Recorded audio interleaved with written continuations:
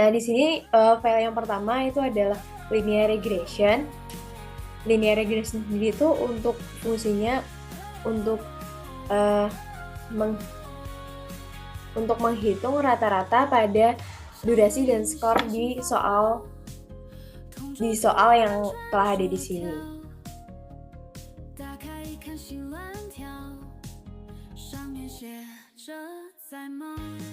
Nah, kita di sini mencari pada durasi 7 sampai 3. Yang pertama yang kita harus lakukan adalah mencari coefficient of slope-nya dulu. Dengan rumus Linus sama dengan Linus kurung buka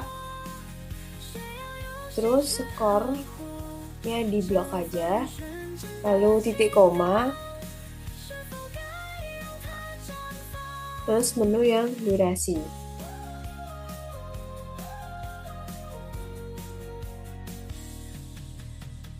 Sampai 2 aja. Lalu titik koma. Nah, terus kita pilih yang true.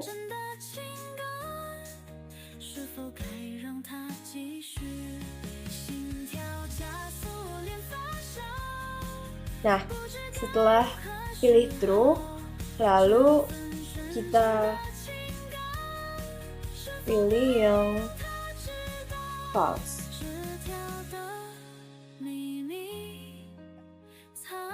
Nah, kalau udah tinggal di enter aja. Nah, di sini sudah muncul coefficient of slope-nya adalah 5,250 sekian. Nah, selanjutnya untuk coefficient of intercept-nya digunakan mencarinya kita dengan membuat chart terlebih dahulu.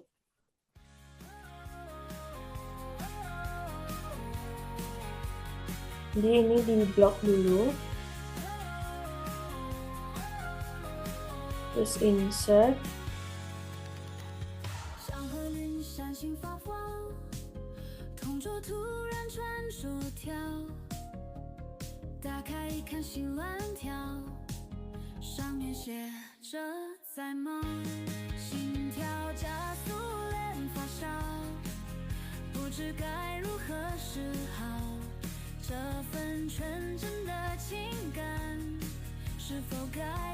Nah, kalau udah, sekarang kita pilih add trend line.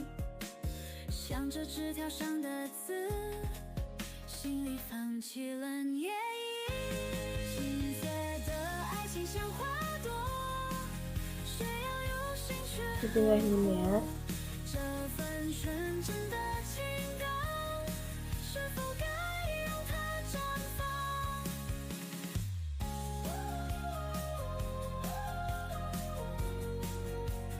Terus linear. Pilih yang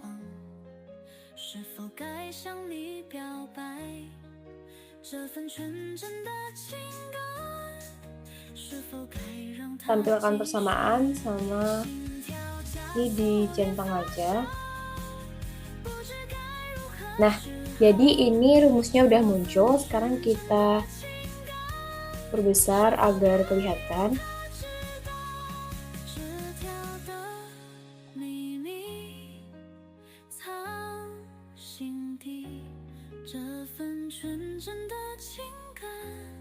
Di sini tuh ada angka 67, berarti di sini itu ada angka coefficient of intercept-nya.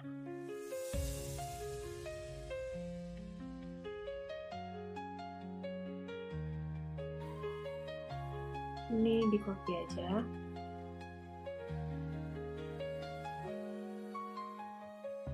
Terus, nah selanjutnya kita untuk masukkan display yang kosong yang ini, kita berarti pakai rumus sama dengan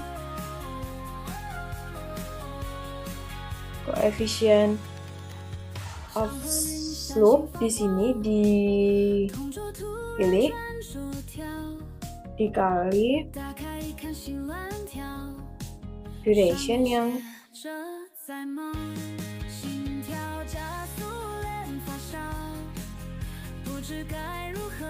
kita kali durasi yang di sampingnya. Setelah itu ditambah dengan coefficient of intercept.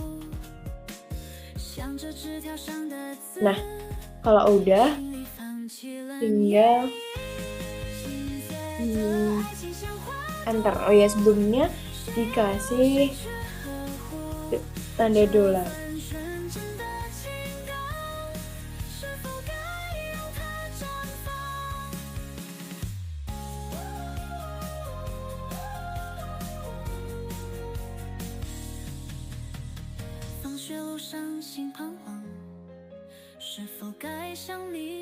Udah, tinggal enter. Jadi muncul seperti ini. Sheetnya kita seret sampai ke bawah. Nah, terus kita ke number.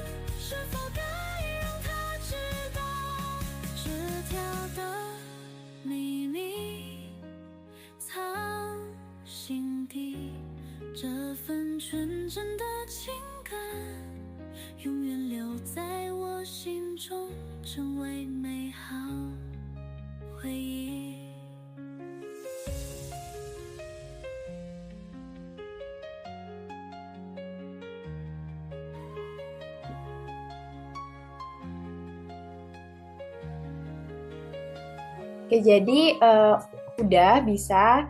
Jadi untuk prediksi yang kita cari tadi sudah ketemu.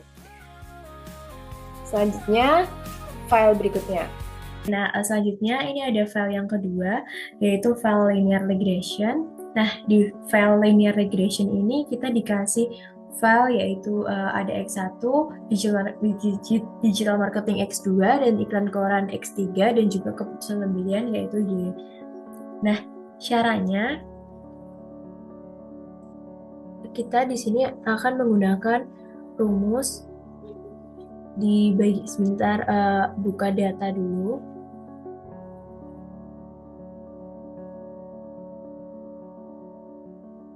Lalu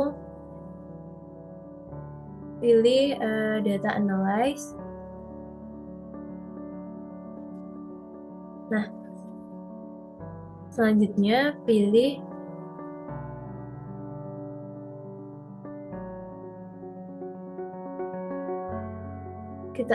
kita pilih bagian regression. Nah, kalau udah muncul input rank dan juga output ranknya seperti ini. Nah, di sini kita masukkan input rank yang Y dan juga yang X. Yang Y kita klik bagian keputusan pembelian. Ini di blok. Nah, lalu input X-nya untuk input range-nya kita pilih yang variabel X dari iklan radio sampai koran. Nah, bagian label kita checklist. Lalu klik new worksheet. Nah, setelah itu klik OK. Nah, setelah itu muncul seperti ini. Jadi di sini ada regression statistik, ANOVA, dan juga koefisien. Sebelumnya di sini saya akan menjelaskan.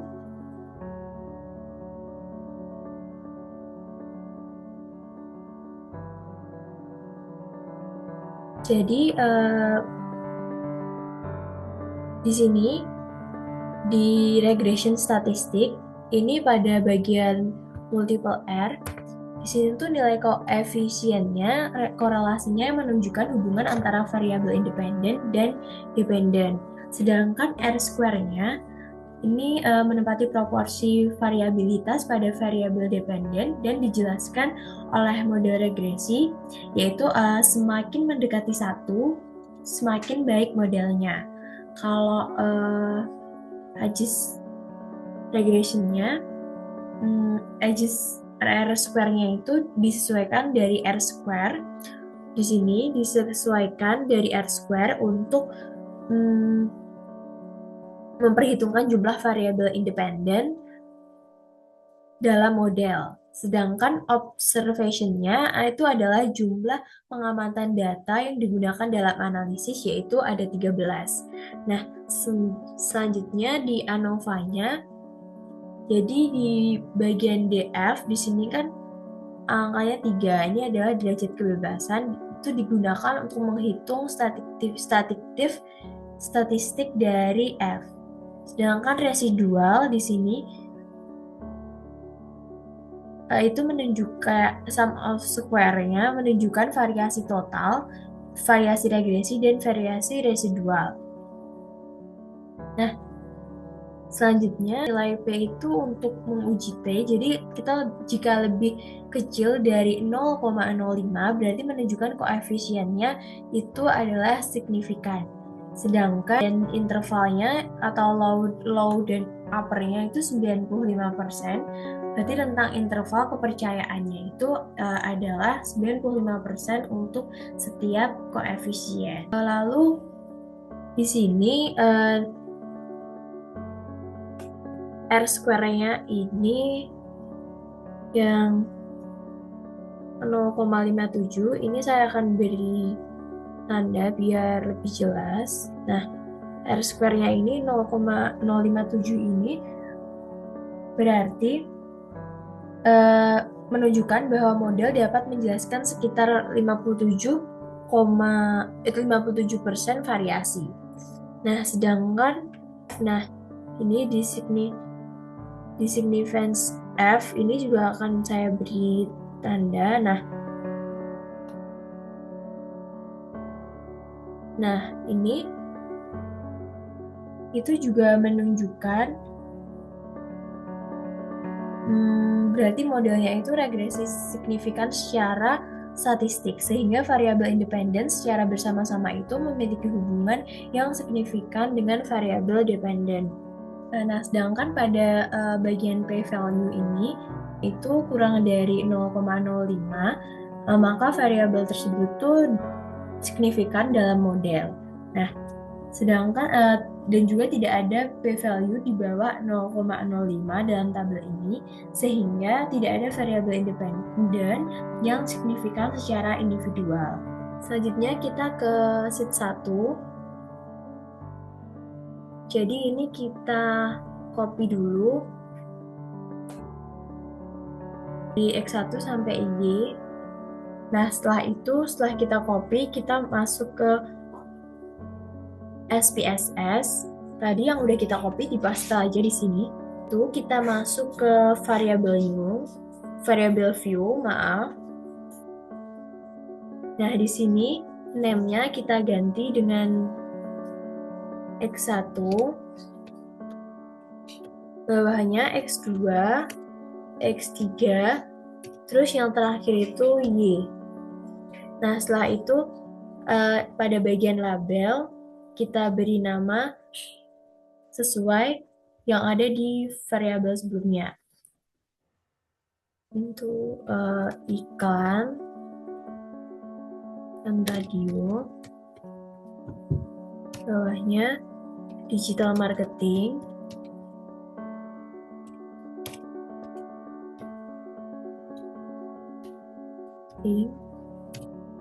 iklan koran,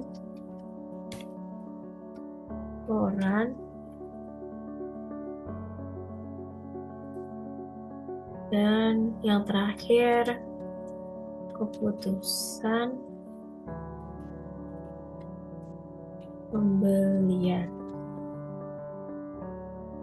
Nah, selanjutnya pada bagian measure ini kita ganti scale semua.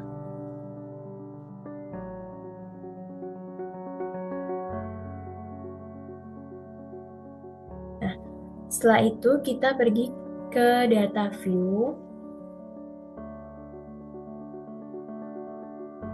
Ini kita klik direct.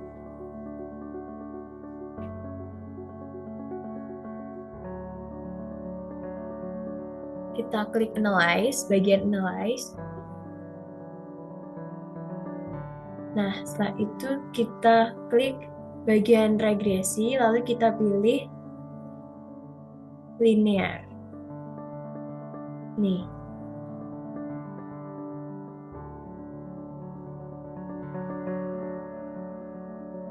Nah, setelah itu muncul seperti ini. Di sini terdapat variabel-variabel yang tadi udah kita buat. Nah, pada bagian keputusan pembelian ini kita masukkan ke dependent. Terus bagian X1, X2, dan X3 ini kita masukkan ke dependent.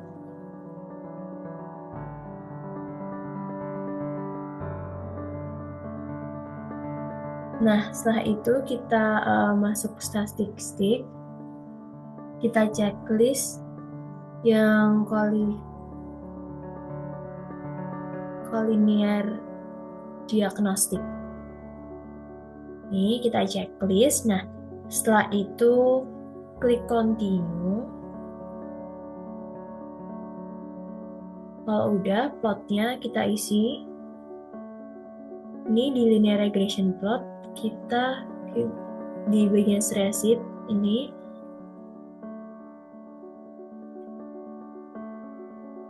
Nah, lalu di bagian X-nya kita masukin yang Z-spread. Jadi Y-nya itu S-spreadsheet dan Z-nya dan X-nya itu Z-spread. Terus jangan lupa yang histogram ini pilih di checklist aja. Nah, setelah itu normal probability plotnya juga di checklist.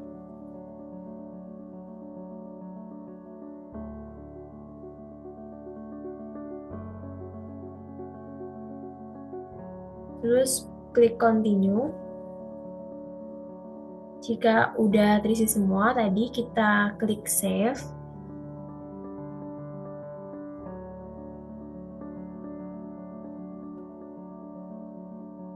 Nah, di bagian sini kita pilih unstar this yang ini. Lalu kita pilih continue. Terus kalau udah tinggal oke aja. Ini udah muncul di regresi. Kita lihat ke regresi logamnya aja yang ini.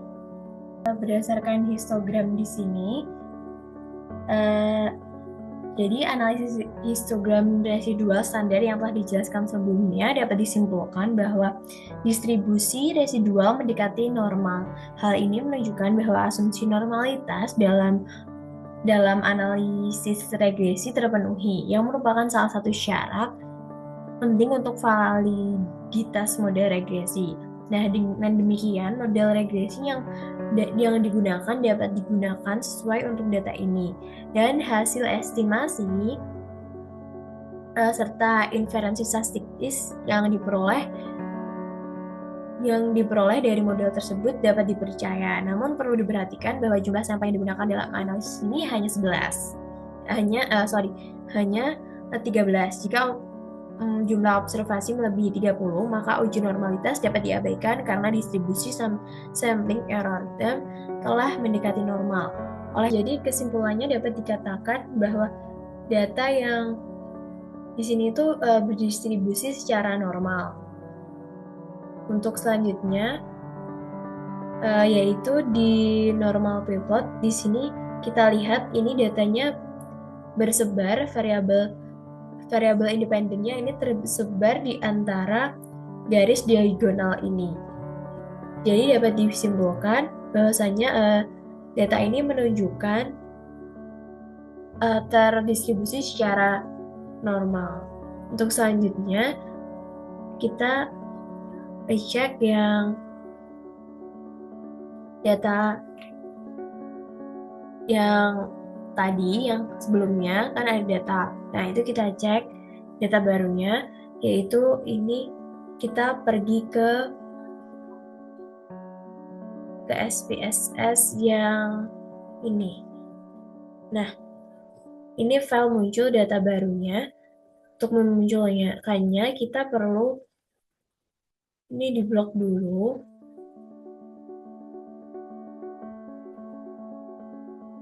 Nah, lalu kita pergi ke Analyze, lalu ke non-parametric trace, lalu setelah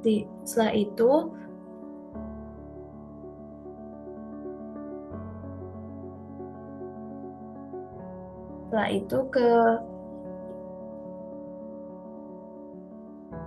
regresi dialog, lalu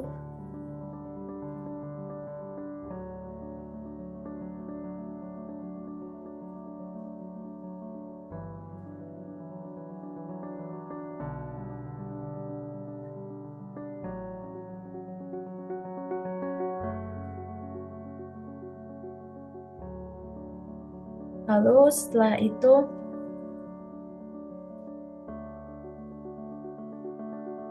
nah, ini untuk memunculkan datanya kita perlu mengeblok ini dulu bagian res 1. Nah, setelah itu pergi ke Analyze, lalu ini non-parametric test. Nah, setelah itu legasi dialog. Nah, setelah itu klik sampel KS. Nah, setelah itu muncul seperti ini.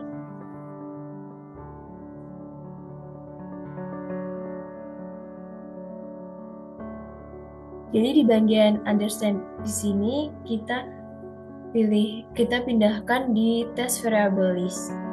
Nah, kalau udah kita pilih OK. Di sini udah muncul npar test. Nah, di sini kita bisa lihat 0,78 lebih besar dari 0,5. Jadi di sini dapat disimpulkan datanya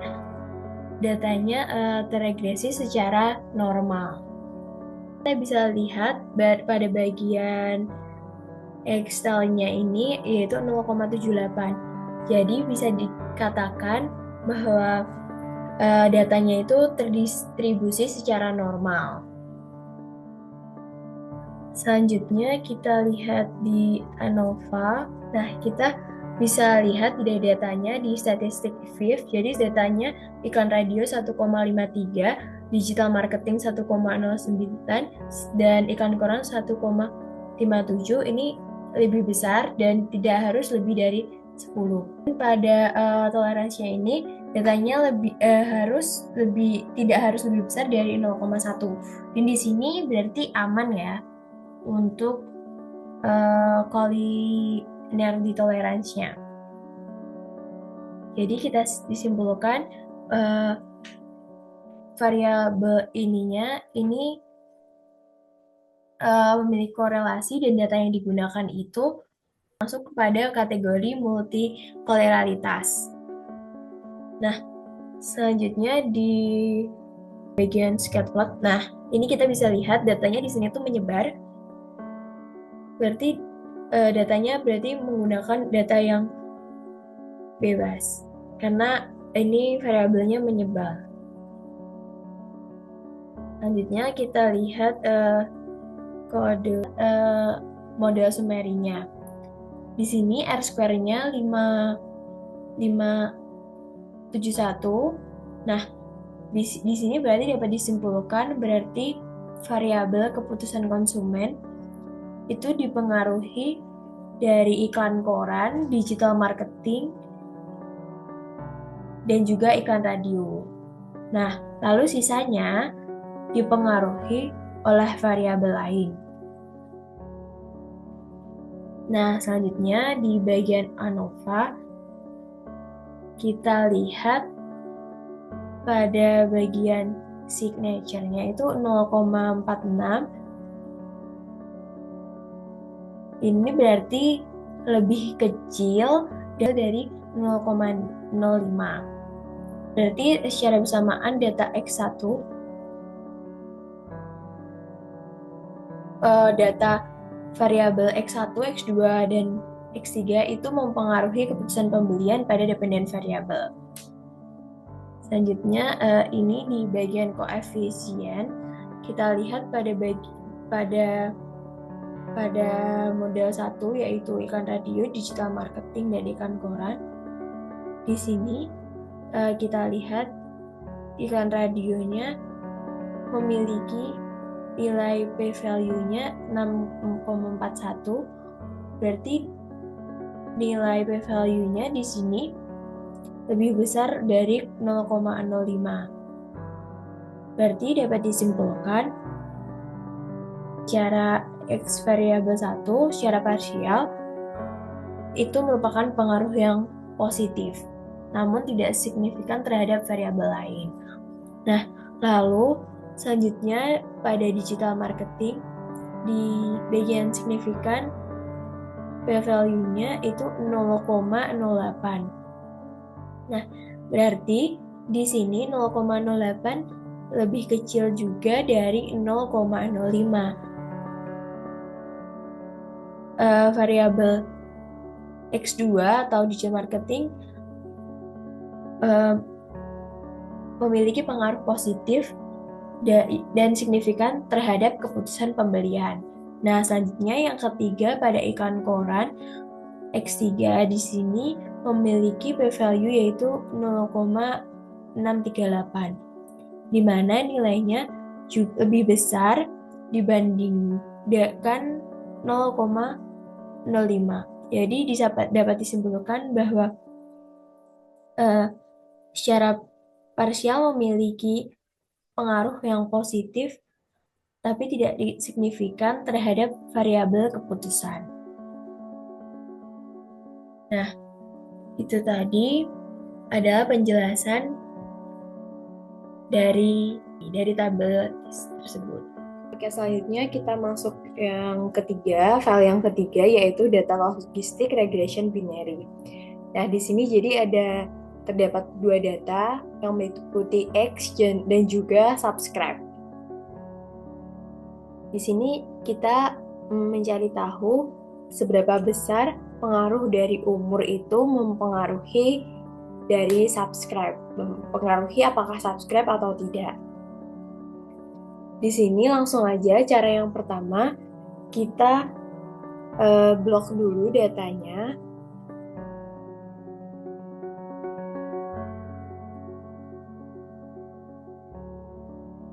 Setelah itu kita copy.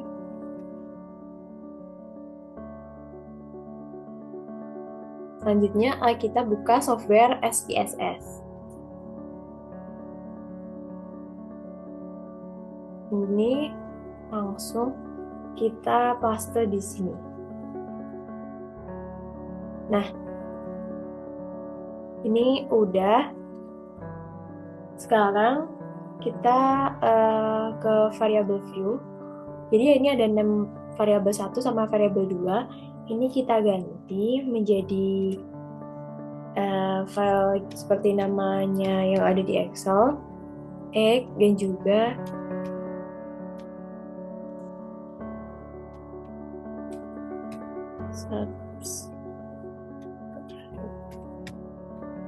terus yang desimal kita ubah menjadi 0.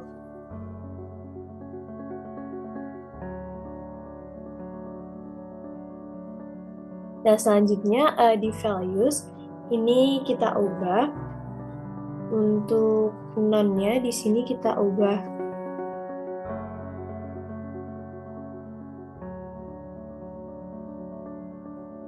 Nah, ini kita nih value yang subscribe, sorry. Di sini untuk angka 0 yaitu no subscribe.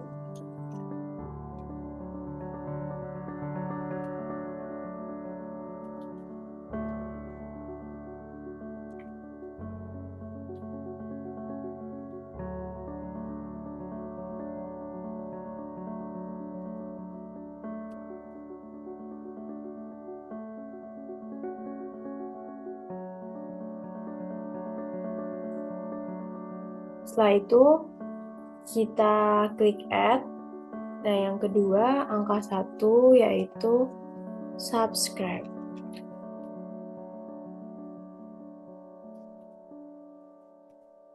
Nah, kalau udah tinggal di OK.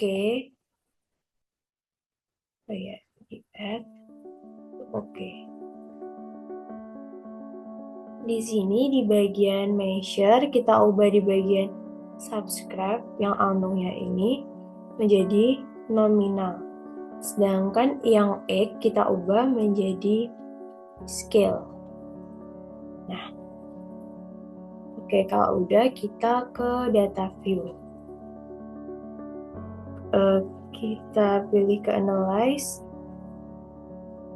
lalu regression. Nah, setelah itu pilih yang binary logistik.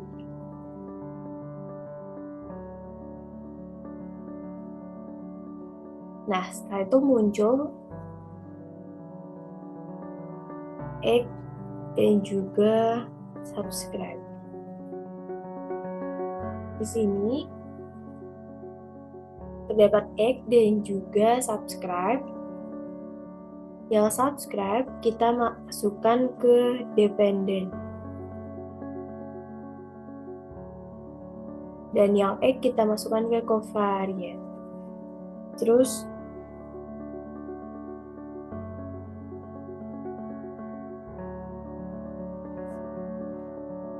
kalau udah kita save.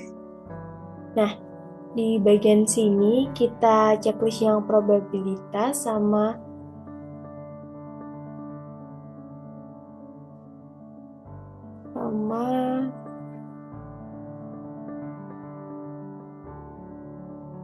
group membership ya. Terus kita continue. Lalu optionnya kita pilih classification plot. Hosmer-Lemsau juga di checklist, case-wise di checklist. Lalu correlation dan iteration juga di correlation. Nah, selanjutnya kita klik continue. Nah, kalau udah tinggal diklik OK. Oke, jadi ini hasil outputnya yang sudah kita analyze tadi. Seperti ini datanya. Kita lihat di bagian cache processing summary. Di sini total data yang kita analis ini total datanya ada 41 berarti ini tanpa ada data yang hilang atau data yang tidak diproses. Ini berarti menunjukkan bahwa seluruh data lengkap dan telah digunakan dalam analisis. Nah, selanjutnya kita lihat pada bagian dependent variable encoding. Jadi di sini variable dependent memiliki dua kategori, yaitu no subscribe, yaitu diberi nilai 0, dan juga subscribe diberi nilai 1. Nah, sedangkan Selanjutnya kita lihat yang ini. Iteration history-nya kita lihat di iterasi ini menunjukkan bahwa estimasi modal logistik regression di mana nilai terakhir dari min 2 log likelihood itu adalah 45,554 dan konstanta dalam modelnya adalah min 1,131. Berarti menunjukkan baseline untuk kategori prediksi tanpa variabel independen. Nah, selanjutnya kita lihat yang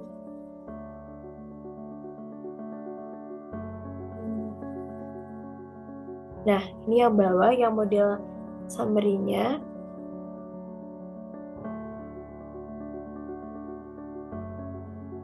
Di sini ditunjukkan nilai Chalk dan Snell R-square adalah 0,153 dan Nagelkerke R-square-nya adalah 0,228. Berarti ini menunjukkan bahwa model dapat menjelaskan sekitar 15,3% sampai 22,8% variansi dalam variabel independen.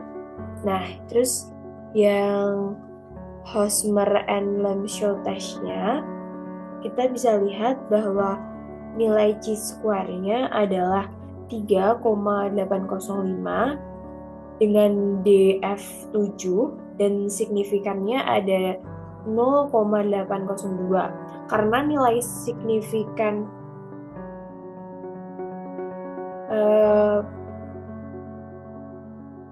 lebih besar dari 0,05, berarti model dianggap fit dengan data. Artinya model ini tuh cocok digunakan untuk data.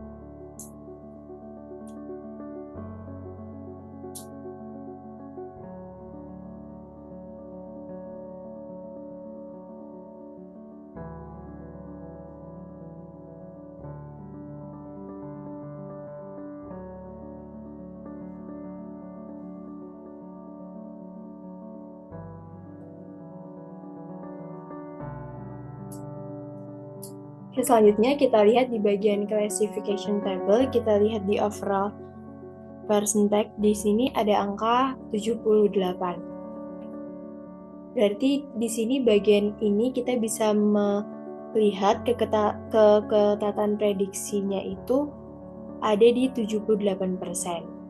Selanjutnya kita lihat di variable in a equation. Di sini variable X-nya ada di angka 0,19, berarti ini kecil. Dan lebih kecil dari 0,05. Berarti dapat dikatakan bahwa semakin usia dari itu mempengaruhi subscribe.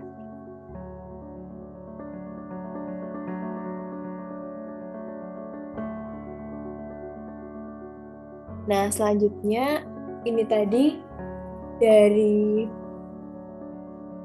file ini, selanjutnya ke file berikutnya.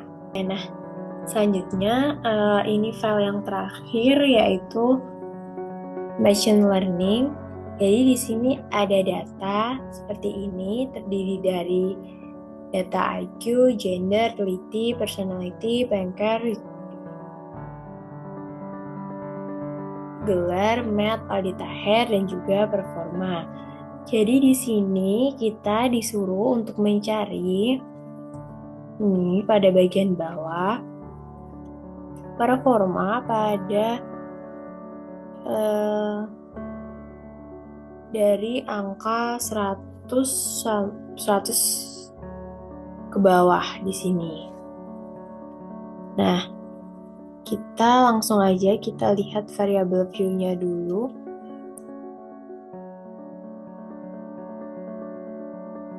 Oke, jadi di variabel view sudah lengkap. Kita langsung balik ke data view tadi. Terus kita pergi ke analyze. Pilih neural network. Lalu pilih multi-layer perception. Nah, lalu muncul seperti ini. Bagian skor kinerja karyawan ini kita pindah ke dependent variable. Sudah dipindah.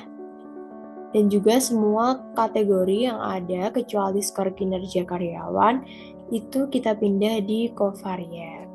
Kalau udah, sekarang kita lihat di partition. Kita lihat ini sudah, lalu kita lihat dulu di arsitektur.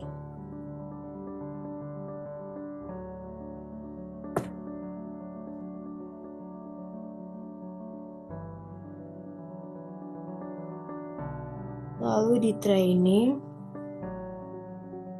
bagian output. Di sini independent variable important kita checklist. Nah, kalau di bagian save, ini kita checklist yang ini. Di bagian export. Nah, lalu kita pergi ke variabel dan klik OK.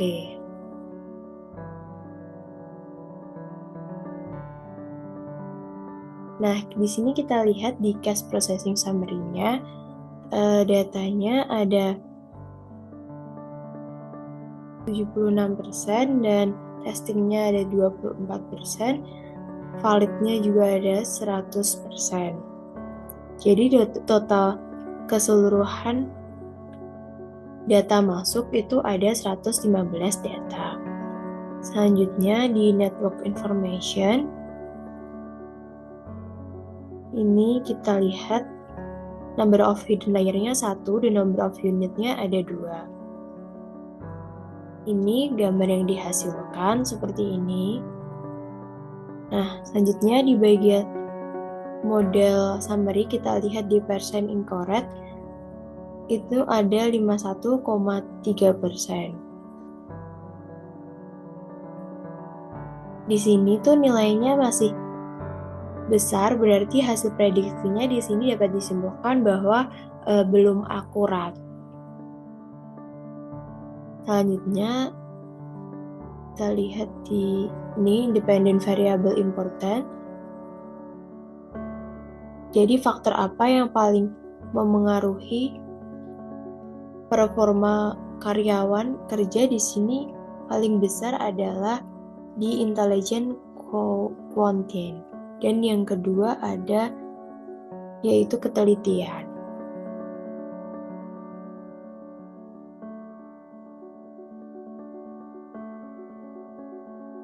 Nah, selanjutnya untuk variabel yang lain tidak terlalu besar.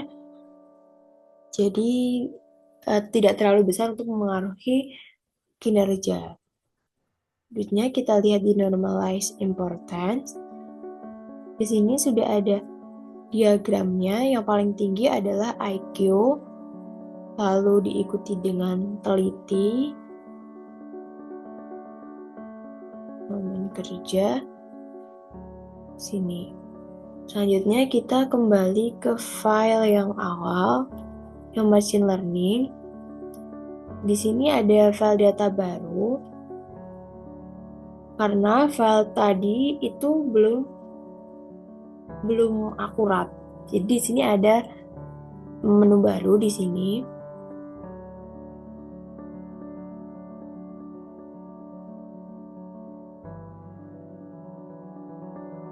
Ini biar lebih akurat lagi, jadi kita di sini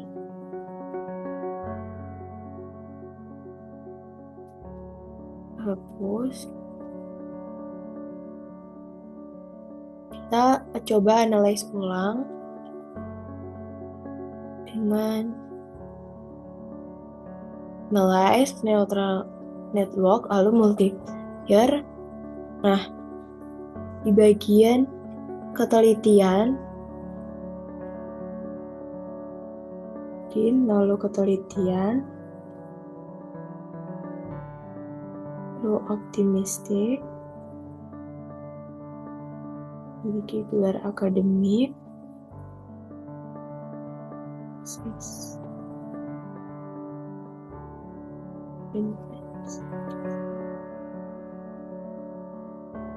kita di sini sisakan intelijen yang IQ sama pengalaman kerja, karena dua faktor ini tadi yang paling dominan. Selanjutnya kita cek seperti tadi, outputnya sudah di checklist. Training.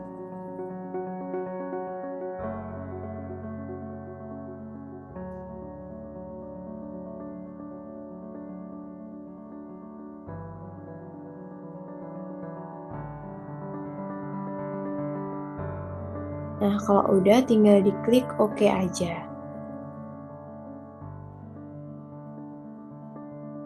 Nah, ini jadi sedang menganalisis ulang.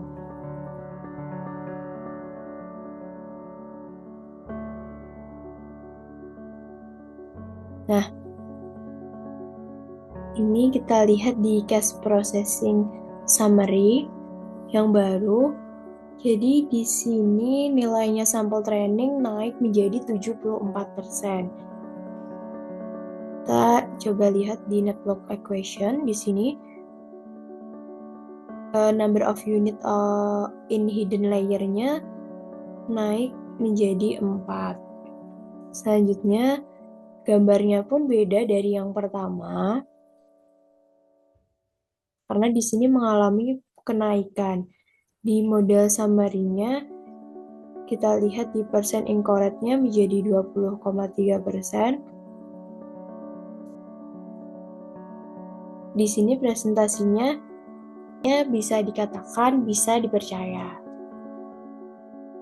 Jadi kita lihat di independent variable, untuk IQ-nya tinggi yaitu 100%. Dan kita lihat di diagram ini IQ yang paling besar lalu disusul pengalaman kerja.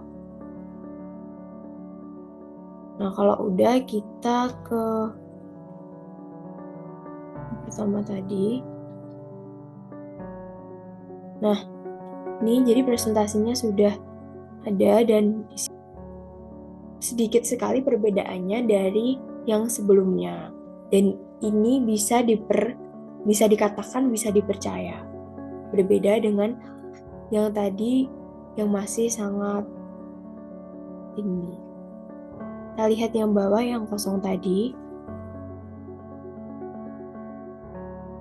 Ini. Jadi di sini kesimpulannya untuk para HRD tadi yang bisa dipertimbangkan dalam perekrutan itu adalah lihat performanya. Dan juga jika perusahaan ingin merekrut 2 orang saja, pasti dilihat performa mana yang paling tinggi di antara kedua kandidat tersebut.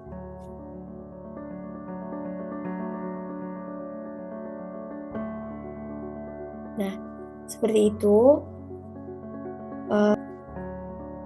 pembahasan dari machine learning. Sekian dari saya.